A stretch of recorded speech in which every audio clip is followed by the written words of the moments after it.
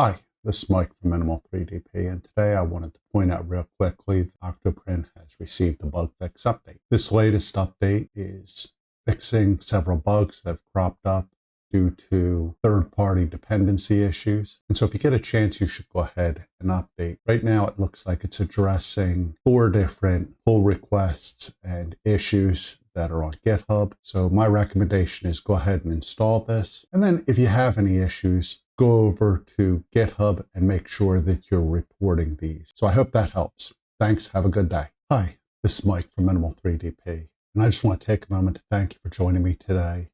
If you have any questions about what we've looked at, please don't hesitate to send me an email. You can reach me at minimal3dp@gmail.com or leave a comment. I'm always open to feedback and questions, and I look forward to talking to you again in the future. Thanks, and have a good day.